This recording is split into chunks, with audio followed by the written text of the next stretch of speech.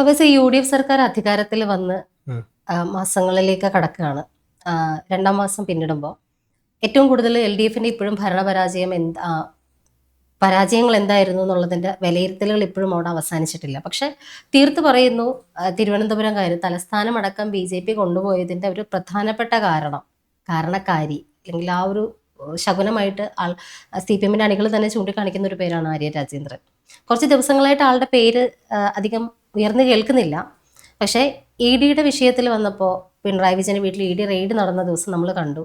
സാധാരണ ഒരു അണിയായിട്ട് മാത്രം, അതായത് സാധാരണ ഒരു പ്രവർത്തകയായിട്ട് മുദ്രാവാക്യം വിളിക്കുന്ന അണികൾക്കിടയിൽ നിന്നിട്ട് പിണറായി വിജയന് വേണ്ടിയിട്ട് റെയ്ഡിനെ പ്രതികൂലിച്ചുകൊണ്ട് മുദ്രാവാക്യം വിളിക്കുന്ന ഒരു സാധാരണ പ്രവർത്തകയായിട്ട് നമ്മൾ ആര്യ രാജേന്ദ്രനെ കണ്ടു. കഴിഞ്ഞ 5 വർഷക്കാലം നമ്മൾ അവരെ കണ്ടിട്ടുള്ളത് അങ്ങനെയല്ല. ഏറ്റവും തലക്കനമുള്ള അല്ലെങ്കിൽ ധാർഷ്ട്യം, ശരിക്കും പിണറായി വിജയൻ എന്തായിരുന്നു അതിൻ്റെ ഒരു മറ്റൊരു പതിപ്പ് പോലെയായിരുന്നു ശരിക്കും മേയർ ഊട്ടി എന്ന് പറയുന്ന മേയറമ്മ തലസ്ഥാന നഗരി ഭരിച്ചുകൊണ്ടിരുന്നത്. ഒരുപാട് വിഡ്ഢിത്തരങ്ങളും അഴിമതി കഥകളും ഒക്കെ കാണിച്ചു കൂട്ടി. ഇപ്പോൾ എല്ലാം കഴിഞ്ഞ് അഴിമതിയിൽ മുങ്ങിക്കുളിച്ച് അക്കമിട്ട് നിരത്താനുള്ളതുണ്ട്. VV രാജേഷ് വന്നു കഴിഞ്ഞപ്പോൾ വിജിലൻസ് കേസുമായി മൊത്തത്തിൽ പൊട്ടി പാളീസായിട്ടിരിക്കുകയാണ്.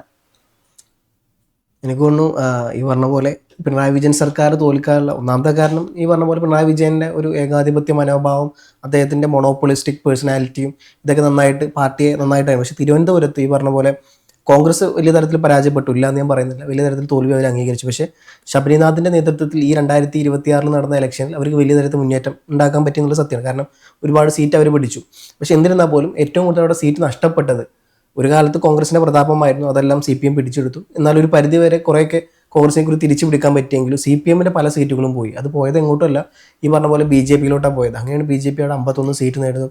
പിന്നീട് അവിടെ ഈ പറഞ്ഞ പോലെ പലതരത്തിലുള്ള ഇപ്പോൾ ഭരണപ്രതിസന്ധി നേരിടുമ്പോഴും നമ്മൾ സ്വാഭാവികമായിട്ടും ചർച്ച ചെയ്യേണ്ടത് ആര്യ രാജേന്ദ്രൻ്റെ കാര്യം തന്നെയാണ്. കാരണം BJPയുടെ വളർച്ചയ്ക്ക് അവിടെ വലിയ തരത്തിൽ സ്വാധീനം ചെലുത്തിയ വ്യക്തി അത് ആര്യ രാജേന്ദ്രൻ തന്നെയാണ്. അത് പല കാര്യങ്ങളും യദുവിൻ്റെ കാര്യം മുതൽ എടുക്കുകയാണെന്നുണ്ടെങ്കിൽ ഈ പറഞ്ഞ പോലെ യദു ബസ്സിൽ എന്താ പറയുക, താൻ ബസ്സിൽ കാറിൽ പോകുമ്പോൾ തൻ്റെ കാറിന് സൈഡ് കൊടുത്തില്ല എന്നും കാർ മുമ്പോട്ടിട്ടപ്പോൾ എന്താ പറയുക ലൈംഗിക ചൊവ്വയോടുള്ള ആംഗ്യങ്ങൾ കാണിച്ചു എന്നുള്ള തരത്തിലൊക്കെ ആയിരുന്നു യദുവിനെതിരെ എടുത്ത കേസുകളും കാര്യങ്ങളൊക്കെ ഉണ്ടായിരുന്നു തോന്നുന്നു. അപ്പോൾ അതിൻ്റെ ഭാഗമായിട്ട് യദുവിനെ പിന്നീട് KSRTC നിന്ന് മാറ്റും, അദ്ദേഹത്തിന് ജോലി ഇല്ലാണ്ടാവുന്നൊക്കെ ഉണ്ടാണ്. അന്ന് ഈ പറഞ്ഞ പോലെ കേരള ജനത നല്ലൊരു ശതമാനം ആൾക്കാരും ഈ പറഞ്ഞ പോലെ ആര്യ രാജേന്ദ്രനെതിരെ ശക്തമായ നിലപാടെടുത്തതാണ്. പക്ഷെ അപ്പോഴും പാർട്ടി അന്ന് അനങ്ങിയില്ല എന്നുള്ളതാണ്. എന്തായാലും അതിൻ്റെ ഒരു ആഫ്റ്റർ എഫക്റ്റ് ഈ ഇലക്ഷനിലുണ്ടായി. അദ്ദേഹത്തിൻ്റെ ഭർത്താവ് സച്ചിൻ അടക്കം തോൽക്കുന്നത് നമ്മൾ കണ്ടതാണ്. അപ്പോൾ ഒരു പരിധി വരെ നല്ല രീതിയിൽ BJPയുടെ വളർച്ചയ്ക്ക് ആര്യ രാജേന്ദ്രന്റെ പങ്ക് വളരെ വലുതാണ്. അത് മാത്രമല്ല ഐശ്വര്യം തന്നെ പറയേണ്ടി വരും. അതെ, മാത്രമല്ല ആര്യ രാജേന്ദ്രന്റെ മറ്റൊരു ഇതുണ്ടായിരുന്നു. 2295 അംഗങ്ങൾക്ക് ജോലി വാഗ്ദാനവുമായി ബന്ധപ്പെട്ട് പാർട്ടി സെക്രട്ടറിക്ക് ഒരു ലെറ്റർ പാഡിൽ കത്തയച്ചിട്ടുണ്ടായിരുന്നു. നാഗാവൂർ അപ്പൊ അദ്ദേഹത്തിന് കത്തയച്ചിട്ടുണ്ടായിരുന്നു. അപ്പം അന്ന് ഈ പറഞ്ഞ പോലെ നേതാവ് ആൾക്കാരുടെ പേര് തരും, നമ്മുടെ കുട്ടികളുടെ പേര് തരും. അപ്പൊ ഇത് പരസ്യമായിട്ട് പുറത്തു വിടുന്നു എന്നുള്ള സാധനം പാർട്ടി ബേസിൽ മാത്രമല്ല, ജാതി ബേസിൽ പോലും ആളുകൾ എടുക്കുന്ന തരത്തിലുള്ള അഴിമതികളിലേക്കും ആര്യ രാജേന്ദ്രന്റെ പേരുകൾ നമ്മൾ പിന്നീട് കേട്ടു.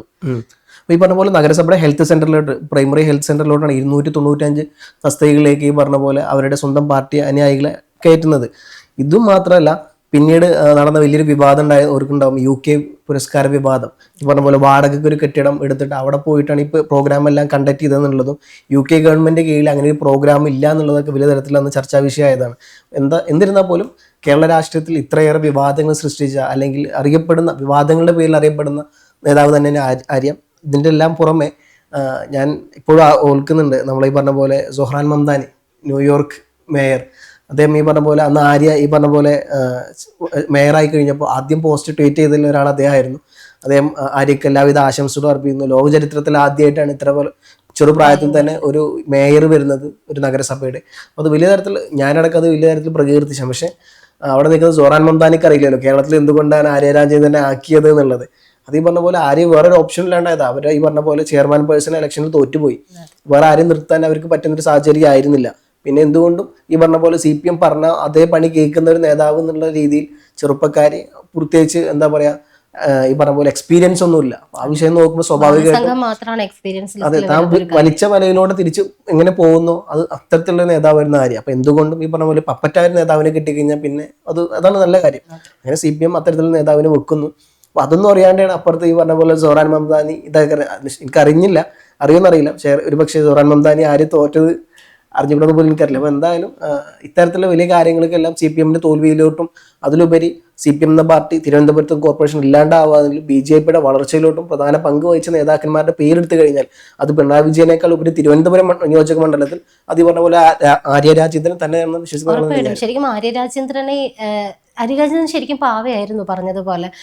ഒരുപക്ഷെ അവര് പോലും അറിഞ്ഞിട്ടുണ്ടാവില്ല, അവർക്ക് പെട്ടെന്ന് കിട്ടിയ ഒരു കാര്യത്തിന്റെ പിന്നിൽ അവരെ ഒരുപാട് പേര് സപ്പോർട്ട് ചെയ്യാനുണ്ടായിരുന്നു.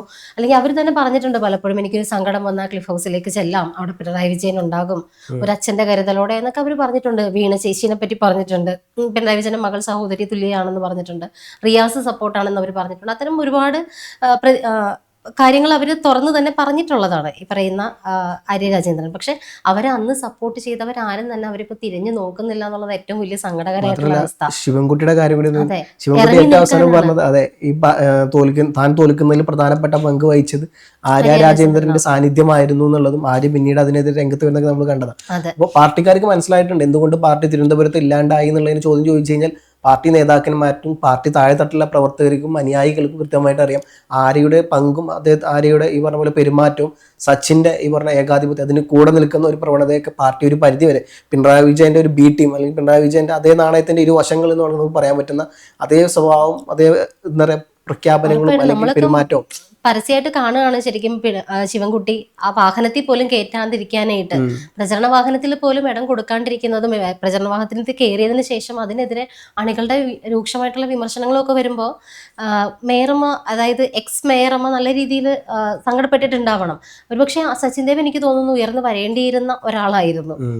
എന്തുകൊണ്ടോ മൊത്തത്തിൽ യദുവിന്റെ ഒരു വിഷയം തന്നെയാണ് ഏറ്റവും വലിയ പ്രാക്ക്. അതിലൊക്കെ വിശ്വസിക്കാമോ എന്നറിയില്ല, പക്ഷെ യദുവിന്റെ ഒരു വിഷയം കർമ്മ ഉറപ്പായിട്ടും യദുവിന്റെ വിഷയത്തിലാണ് ഏറ്റവും കൂടുതൽ. ഇപ്പോൾ ആറ്റുകാൽ പൊങ്കാലയിൽ അഴിമതി കണ്ടു, അതിനുശേഷം കമലേശ്വരം കൺവെൻഷൻ സെന്റർ, അങ്ങനെ ഒരുപാട് അഴിമതി ഈ ഒരു ചെറിയ പ്രായത്തിൽ, ഇപ്പൊ ഏറ്റവും ചെറിയ പ്രായത്തിൽ മേയറായി എന്നുള്ളതായിരിക്കാം ഒരുപക്ഷെ അന്ന് ട്വീറ്റ് ചെയ്തത് ആൾക്കാരെ അത്ഭുതപ്പെടുത്തിയ ഒരു കാര്യം. പക്ഷെ ഇത്രയും ചെറുപ്രായത്തിൽ ഇത്രയും അഴിമതികൾ ചെയ്യാൻ, അയ്യോ, അത് ശരിക്കും സമ്മതിച്ചു കൊടുക്കേണ്ട കാര്യം തന്നെയാണ്. ഇപ്പോൾ വിജിലൻസ് അന്വേഷണം വന്നിരിക്കുകയാണ്. അഴിമതികളുടെ എല്ലാ ലിസ്റ്റും എടുത്ത് വെച്ചുകൊണ്ട് വിജിലൻസ് അന്വേഷണം കൂടി വരുമ്പോഴത്തേനും ഉറപ്പായിട്ടും ആര്യ രാജേന്ദ്രൻ്റെയൊക്കെ അവസ്ഥ ഇനി എങ്ങോട്ടാണ് പോകുന്നതെന്നുള്ളത്. ഇപ്പോൾ പിണറായി വിജയന്റെ എതിരെ വന്നിരിക്കുന്ന കേസുകൾ അല്ലെങ്കിൽ മകൾക്കെതിരെ വന്നിരിക്കുന്ന കേസുകളിലൊക്കെ കവചം തീർത്ത് അവിടെ പോയി മുദ്രാവാക്യം വിളിക്കാൻ ഈ പറയുന്ന അണികൾക്കിടയിൽ ആര്യ രാജേന്ദ്രൻ ഉണ്ടായിരുന്നു. പക്ഷെ ആര്യ രാജേന്ദ്രന്റെ വീട്ടിലേക്ക് വിജിലൻസ് കയറുമ്പോൾ ഈ പറയുന്ന ആരും ഉണ്ടാകും എന്നുള്ളൊരു പ്രതീക്ഷ അവർക്ക് വേണ്ട. ശരിക്കും അവരെ ഒരുവിധം എല്ലാവരും കൈവിട്ട അവസ്ഥയിലാണ് നിൽക്കുന്നത്. ശിവൻകുട്ടി പോലും പരസ്യ പ്രതികരണങ്ങൾക്ക് മുതിർന്നത് ഒരു സാധാരണ അണികൾക്കിടയിൽ പോലും ആര്യ രാജേന്ദ്രൻ എന്ന് പറയുന്നത് ശരിക്കും ഒരുപാട് യദുവിന്റെ കേസിലാണെന്ന് എനിക്ക് തോന്നുന്നു ഏറ്റവും കൂടുതൽ അവരെ ജനങ്ങൾ വെറുത്തു പോയിട്ടുള്ളത്.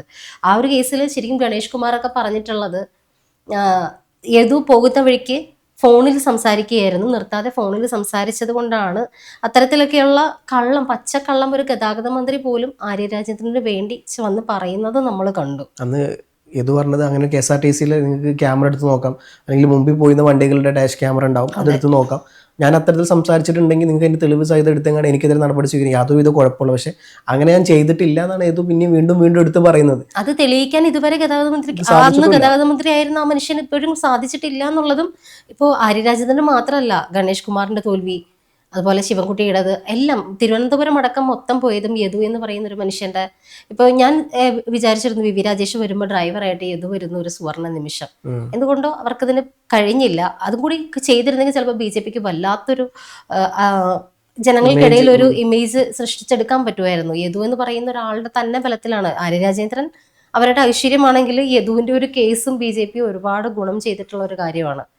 എന്തായാലും ഈ വിഷയത്തിൽ ഇപ്പൊ ആര്യ രാജേന്ദ്രന്റെ ഇനിയുള്ള പോക്ക് എന്തായിരിക്കും? ക്ലിഫ് ഹൗസിന് പുറത്ത് പോയി മുദ്രാവാക്യം വിളിക്കാൻ കഴിഞ്ഞ ദിവസം പോലും ആ പാവം ഉണ്ടായിരുന്നു എന്നുള്ളത് ആശ്വസിക്കാം. വിജിലൻസ് ഇനി അടുത്തത് വീട്ടിലേക്ക് വരുമ്പോൾ ഈ കൂട്ടത്തിൽ ആരൊക്കെ ഉണ്ടാകും എന്നുള്ളത് മറ്റൊരു ചോദ്യമാണ്.